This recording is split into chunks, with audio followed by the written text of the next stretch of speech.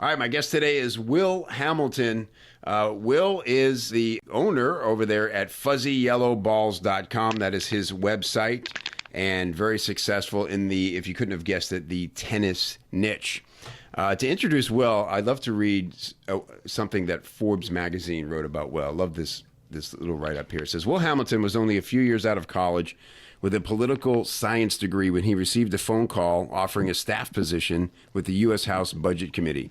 While many of his classmates would have surely jumped at the chance to work inside the Beltway, this former college tennis player turned part-time coach had second thoughts about joining the world of politics.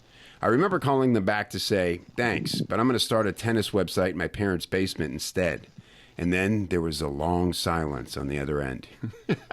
So, Will, is that a pretty accurate description of your foray into entrepreneurialism here?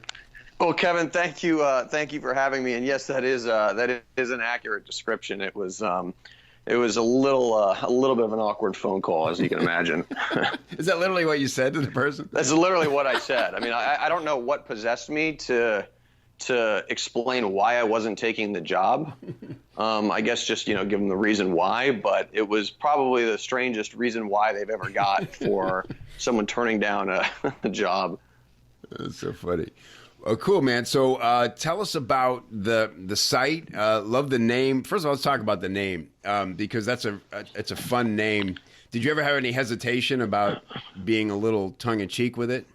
I mean, a ton. It was the name. I actually didn't think of it. It was.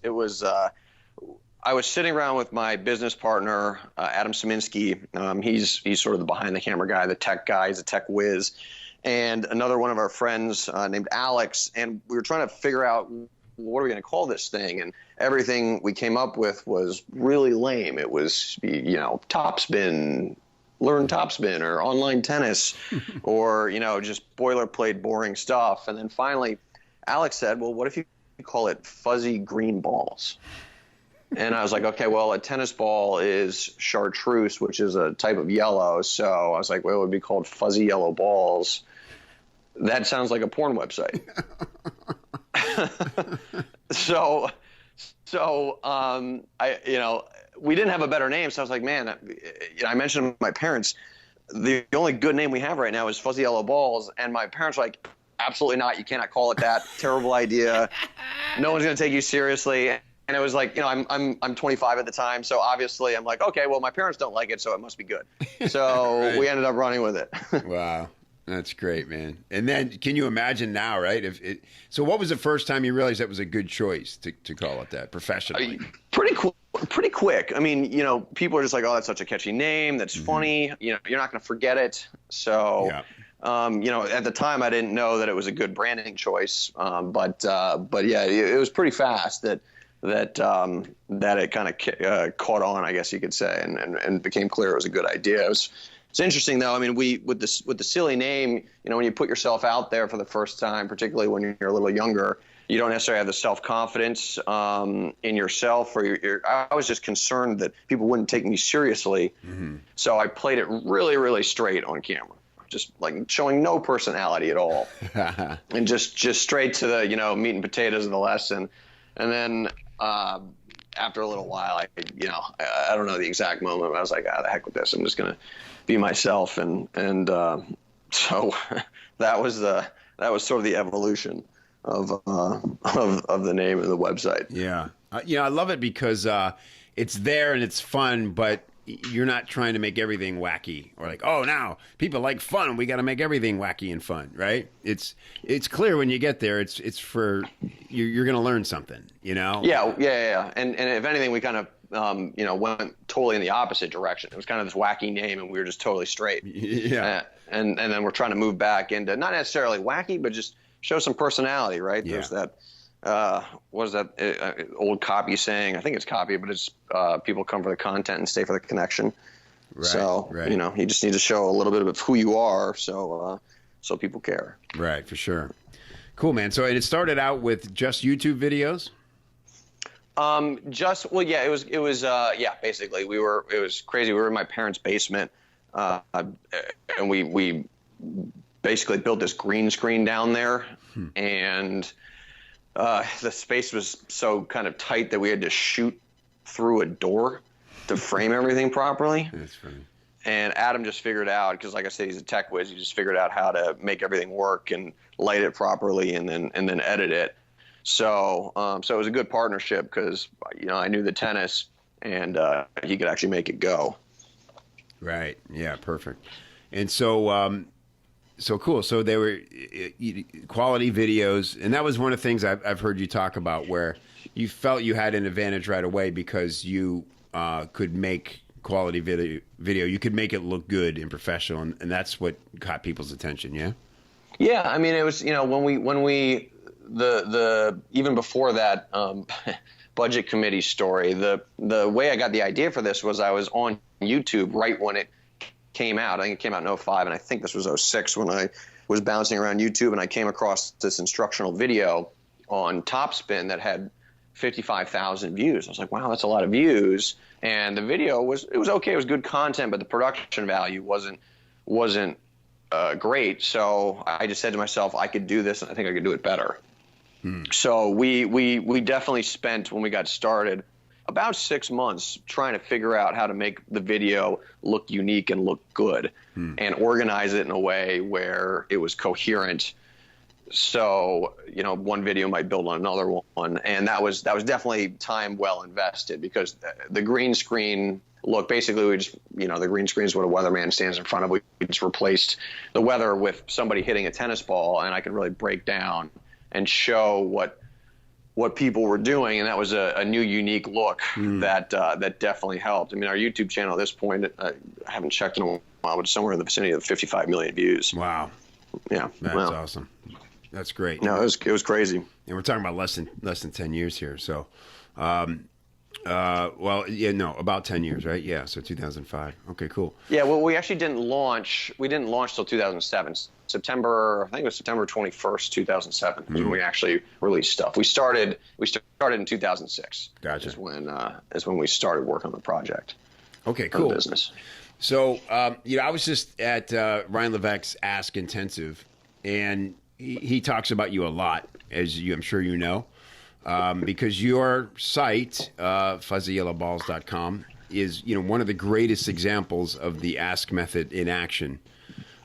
So let's sort of fast forward to the first time you did a quiz and sort of brought the prospect into your world that way. Yeah, that was in 2013. And one of the things, just through our evolution, the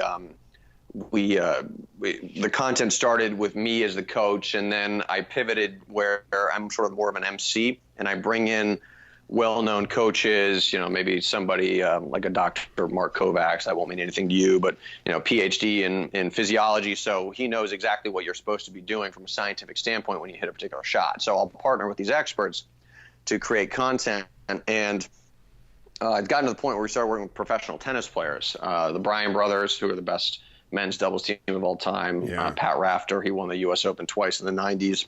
Former number one in the world, he's Aussie. And then most recently, back in March, Martina Navratilova, who I'm sure needs no introduction for most folks. Yeah, I mean, that was awesome. I mean, they're all awesome, but obviously Martina occupies a stature that's transcends tennis. Right. Legendary. So, yeah. And so when we worked with Pat to create a product that we then launched using Jeff Walker's product launch formula, and I'm a Jeff Walker disciple as well. His model's great, but obviously with the ask method, it's more about building in our case a funnel where we could bring in people constantly and scale the business. So what we did with the product we created with Rafter is we modified it to work with the survey funnel. Yeah, and what I thought was cool was I think I saw that video, and he's very much in the mix with you. I mean, it's not like, hey, you found the spokesperson who's just like giving a thumbs up at the beginning or end or something. He's sitting there with you, and he's inviting. It's actually him who invites people into the quiz. Mm-hmm. Yep. I think that's really smart. How are the pros do they obviously they get it, and you have to kind of explain to them, hey, this is how this works, and this is why it's effective. And they really buy into it and understand what they're doing there real quick? Yeah, I mean, so it depends, right? It depends on which pro it is. Some of them are just like, yeah, it's all, basically they'll just say read off the teleprompter and they'll do it. But others, sometimes you when I do these deals, I work with their agents and I just explain to them ahead of time what we're going to be doing, and sometimes the agents are a little hesitant to, in that case, read something like that, and then you just kind of explain the process and how it works. It's basically just a conversation, and then typically, I don't think I've ever had a problem. I have had some hesitancy, and you just need to explain it, explain what you're doing. I mean, heck, when I tell people just generally what I do, I teach tennis on the internet. They're like, how does that even work? So it's just with anything. I think a lot of people probably have, if you're running a business online, I think people still are sort of like, huh, you can do that? Right. And regardless of your market, but certainly with tennis, since it's a sport, right. I think that kind of confuses people. Yeah, for sure. Right. They picture you sitting there on Skype or something. Well, that's exactly, that's the first thing people think of. Yeah. That's the very first kind of guess people have. I know a lot of trainers are doing that now, right? Like, personal trainers where I'm not sure what they do. They sit there and watch the guy do curls or something. But, that is like, even I'm in online sports, and even I'm like, does that even work? Can you watch me do curls or push-ups? How much are you sweating? Yeah, lean in closer to the camera. You're not sweating enough. All right, cool. So, that's amazing. I mean, like you said, Martina Navratilova, that's pretty much the peak there. But this has been incremental. So the quiz idea, you meet Ryan through, I think, Jeff. And not through. Well, there's a guy in Jeff Walker's mastermind named Ed Haricki, and Ed introduced me to Ryan. Okay, cool. Back in 2013. And so how quickly did the whole survey funnel idea resonate with you when you heard about it? I mean, as soon as you understand what the what it is and the benefit, I mean, it's pretty much instantaneous. At least it was for me. I mean, it makes perfect sense where instead of taking this, instead of thinking of your audience as one kind of group. I'm trying to think of it's not heterogeneous. It's heterogeneous. What word am I looking at? Homogeneous? It's homogeneous. Yeah, right? yeah, homogeneous. Yeah. It's kind of like never do math on stage or on camera. It's like having that. Never try and think of like smart words during an interview. Anyway, homogeneous. Hopefully, people understand what I'm trying to say. Instead of thinking of them as this one group, well, there's gonna be a bunch of subgroups in there. And when I thought about it in the context of tennis, like, oh, of course. So if you're talking about the serve, well, some people are going to struggle with their toss. Other people are going to struggle with their grip. Other people are going to struggle to jump. Other people are going to struggle to hit with power or placement or spin. And one thing that I didn't even consider, and it makes total sense now, it seems so obvious now, is a big one for my market. Is people get injured when they serve because their technique's wrong. So they'll get shoulder injuries, elbow injuries, wrist injuries, maybe knee injuries, probably less so on the serve, but back injuries. So it's like, oh, we got to start recovering not only correct technique, but if you suffer from some of these injuries, like what do you, how can you mitigate some of that?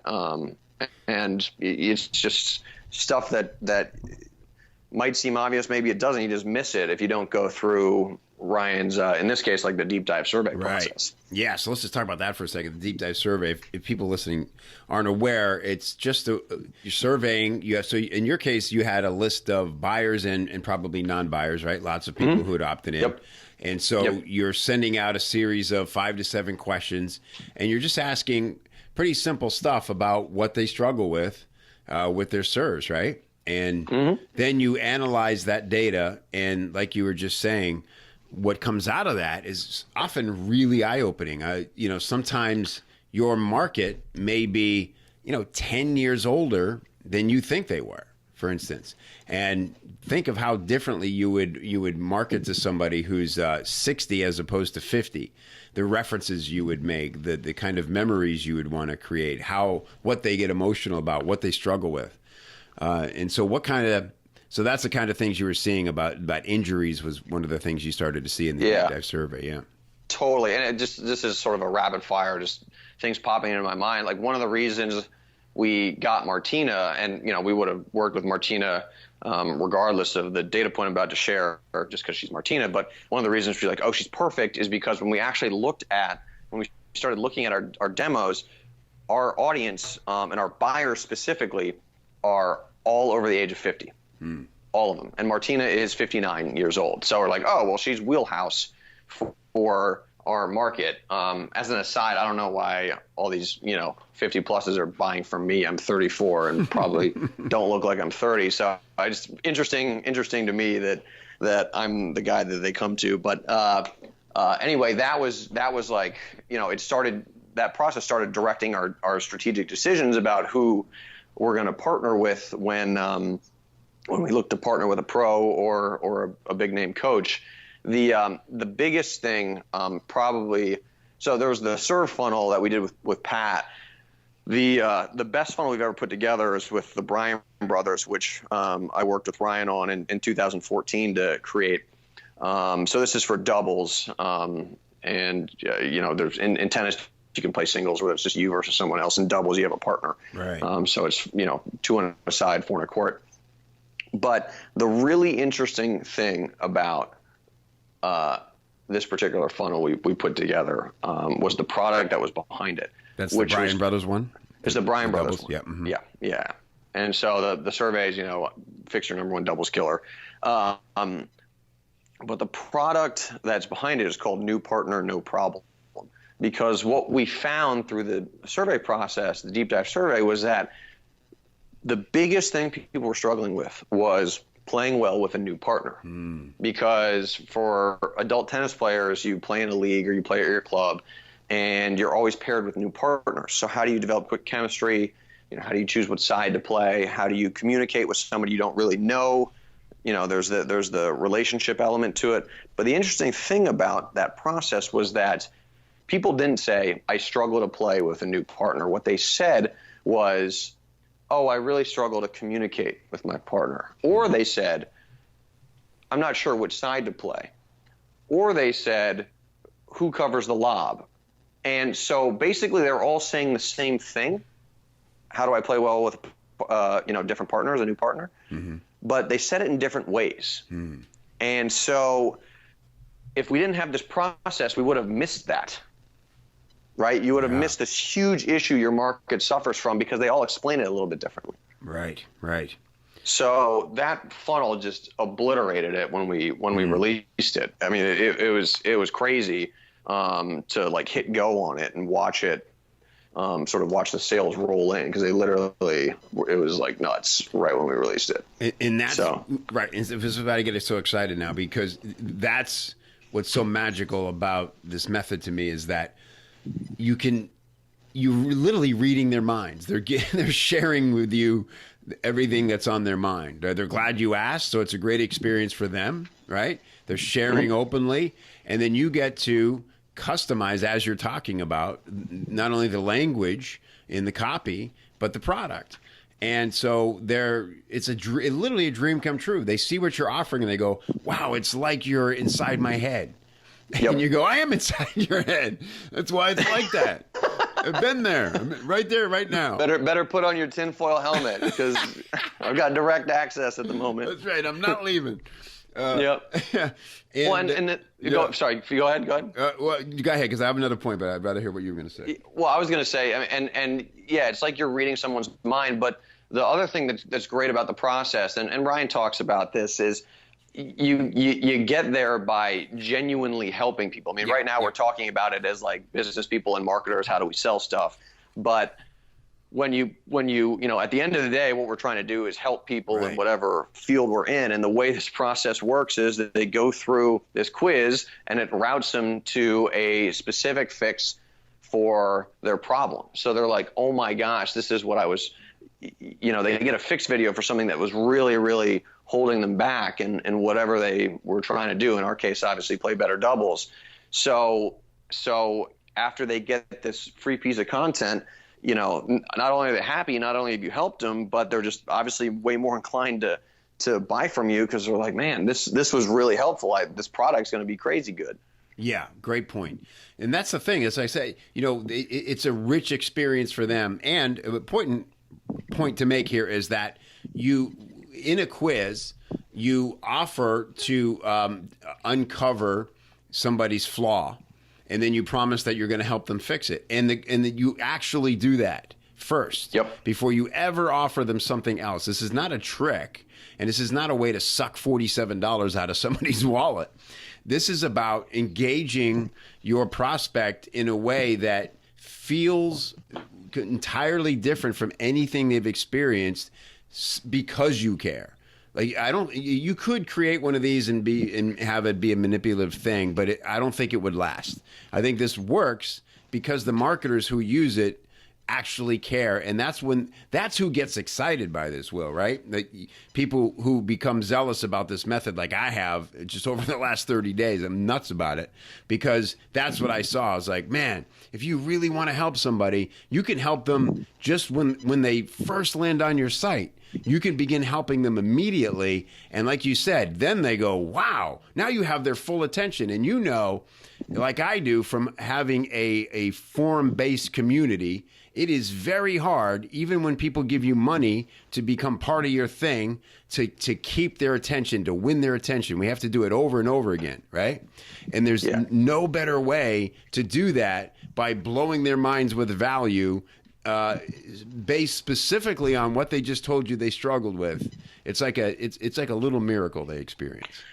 Yeah, I mean, I think that's a really, really important point that needs to be made, because I think what I've seen online is that there seems to be often this tension between, on the one hand, I can help people, but on the other hand, if I'm going to try and sell them, I'm not going to be helping them, and I'm going to be doing them a disservice. It's, people don't want to seem like they're selling or marketing because they,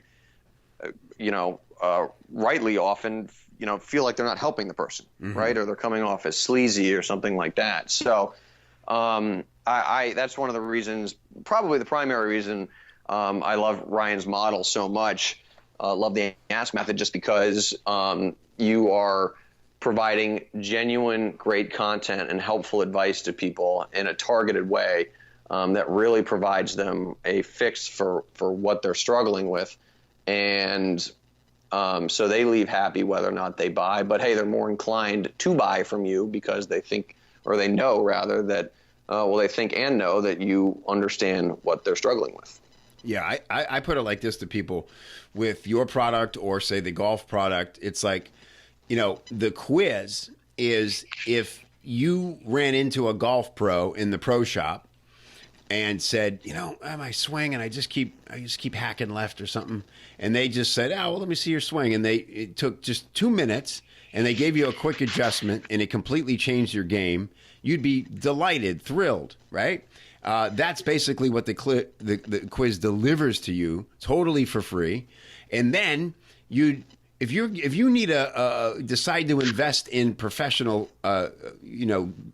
training after that, coaching, you're not going to go look for a different pro. You're going to go back to the guy who was so generous and helpful to you in the pro shop that day and go, hey, how much would it cost me to hire you? I'd love to work more with you. I bet you could really help my game, right? It's a very organic experience. Exactly. Yeah, exactly right. Awesome. So, and I want to point out from a copywriting sort of geek out perspective, I love the title of your best-selling product with the brothers, New Partner, No Problem. Because just like Fuzzy Yellow Balls, that is an unconventional name for a product. I have my moments. And it's got rhythm, and just from a writing standpoint, it's got a lot of cool stuff going about it. But again, it's not some boring thing, right? How to win at doubles, and also I'm gonna have to link this. So I want people to go and see this quiz and this funnel. I hope I don't screw up your stats in case they're not. Oh, you'll be fine. No worries. Actually, well, you might have some tennis players on your list, so you'll help my stats. They get to have their minds blown, and but I just love how you really took a lot of the exact phrases that people were using in the deep dive survey and put it right into the copy. It's probably the best example of that I've seen. Well, that's the the other. There's a million brilliant parts of the model, but this is one of them. Is you get so much great copy from all these answers, right? It just the way to explain these problems is basically the work is done for you by your audience. Right. So that was a big revelation for me because what we basically started doing is we'd do the deep dive survey and we'd read all these responses, and then you start kind of trying to describe a particular problem in their language, and then you can mail people on another survey and kind of gauge based on which radio button they click if you've accurately described the problem or not. And if one of your descriptions tanks, okay, I didn't describe this properly. Great point. Yeah, so it's like a small copy test or a small part of your copy being tested all the time in real time. Yeah, just if one of those questions isn't, you're going, this is getting ignored, maybe because how we worded it, not because it isn't valid. Exactly, and here's actually a very good example of that. We do that for both problems. We also do it for the benefit sort of / transformation that you'll get from a particular product. So there was a different product we've released called Match Control, which I shamelessly stole / modified the title from Frank Kern's Mass Control. Nice. So I just Match Control. Shamelessly swiped it, but we were trying to accurately describe the product will help you win more singles matches, but we were trying to obviously get a better way of describing the benefit than that. And so we looked at all our responses of what people wanted and tested two benefits. And the first and it was a radio button just to see percentage wise what people wanted more. And so it was just, the question was just something to the effect of, which would you rather have, or something like that, or be able to do. And the first one was go from where you are right now to becoming one of the top players at your local club or on your ladder. And the second one was increase your NTRP rating, which is just a tennis measurement. Increase your NTRP rating by a half point, which is a significant bump. And I figured that the NTRP rating one would win because it was an actual measurable thing. But it didn't. The thing that won was go from where you are right now to becoming one of the best players at your club or in your league. And it won by a significant margin, which was shocking, but because it was not measurable. But in a way, it kind of was measurable because somebody's sitting there saying, well, I can't stand John, and that guy is ahead of me on the leaderboard at my club, Right. and it just pisses me off. So it was just a really interesting thing that came out of Ryan's model, that sort of the keeping up with the Joneses or the sort of ego-driven benefit was the winner in my market. So that was really fascinating. Yeah, because it always comes down to emotion, right? And Yeah, again, totally. like it helps us reflect on ourselves, and nobody cares about anything more than they care about themselves. And so it is personal, and an NTRB, if I'm saying that right, NTRP. NTRP isn't something you get emotional about. It's more of a logical process to think about that, right? So, Yep. fascinating. Will, I really appreciate you doing this. I ask an essential question on the show, and I'm realizing now that I did not prep you for this question. And, Oh, good. I like curveballs. Yeah, it's not a real hard one. See what happens. I think the hard part about it is going to be, I don't know that it can top what we've already been talking about, but I'm going to throw it out to you anyway, All right. and we'll see how it goes. So, Will Hamilton, what is the number one thing you've done in your marketing that has produced the most surprising results? I mean, it's got to be the survey process, the deep dive survey, and the follow up surveys you do afterwards. I mean, the stuff I've learned about my market going through that process has been crazy. I mean, I told you, we obviously spent a lot of time talking about new partner, no problem. I think there's no better example than that. Yeah, awesome. And so, what do you see for the future of it? You know, you've been using it. You've run the quiz on how many different new products at this point? Oh man, we went on a tear afterwards. Geez, I'd have to say 8 to 10. Wow. And so, let's define the question maybe a little. What has surprised you the most about what's worked so well about it, or what maybe didn't work and you had to tweak along the way of doing 8 to 10 of these? What surprised me about what worked really well? Yeah, like is there one part of it where you go, man, that's counterintuitive, but it works every time? That's a good question. That's counterintuitive, but it works every time.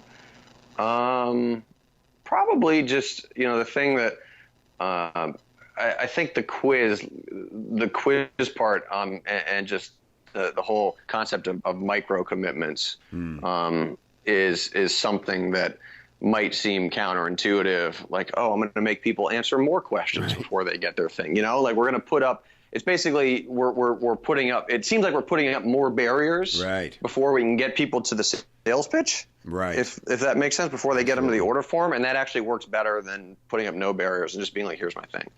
That's actually a really good answer, because you're right. I mean, we talk a lot about in marketing removing friction, right? And we analyze the path from the minute somebody lands on a page to the point where they're offered a product, and you think, how many points of friction can we get rid of here? And this is totally counterintuitive, because you're basically putting friction in the way. Hey, before we can do anything, you got to answer a bunch of questions. What? But you're inconveniencing people. Yeah, but it's how you ask the questions and make it all about them, based on the fact that you've done the survey, you've gotten this data, and how to help them, and you care about helping them. So awesome. Well, man, really appreciate it. It was great meeting you, and I really look forward to doing this again. Yeah, this was fun, man. Thank you for having me on. Hopefully, everybody listening, this was helpful. I'm sure it was, man. We'll talk soon.